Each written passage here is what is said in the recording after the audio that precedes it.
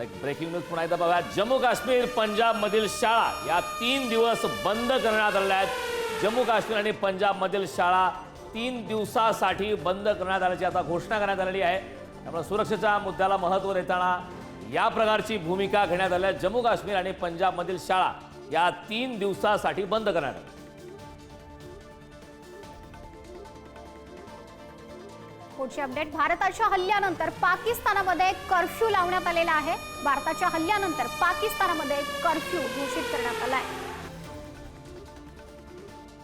पाकिस्तानमध्ये मात्र आपण ज्या प्रकारची अवस्था पाहतोय, भीतीचं वातावरण आहे, दहशतीचं वातावरण। भारताच्या हल्ल्यानंतर पाकिस्तानात मात्र कर्फ्यू लावण्यात आला आहे। त्याचं कारण म्हणजे मुख्यतः पाकिस्तानचे जे महत्त्वाचे शहर आहेत, अगदी राजधानीपासून जे महत्त्वाची 7 शहर आहेत, इस्लामाबाद आहे, कराची आहे, रावळपिंडी आहे, यासारख्या महत्त्वाच्या शहरांवरती हल्ला केल्याच्या नंतर या भारताच्या हल्ल्यानंतर पाकिस्तानात मात्र कर्फ्यू लावण्यात आला आहे।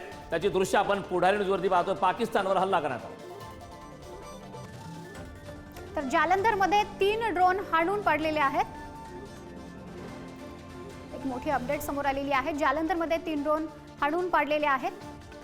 भारताकडून पाकिस्तानला जोरदार असं प्रत्युत्तर दिलं जातंय। जालंधरमध्ये 3 ड्रोन हाणून पाडलेले आहेत।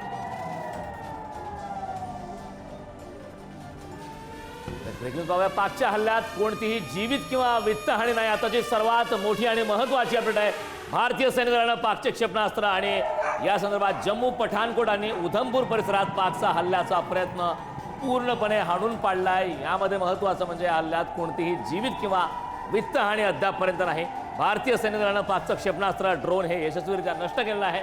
त्यामुळे अद्यापर्यंत कुठल्याही प्रकारची वित्तहानी किंवा जीवितहानी आतापर्यंत भारताला झाली नाही। पाकच्या हल्ल्यामध्ये कोणतीही जीवितहानी झालेली नाही।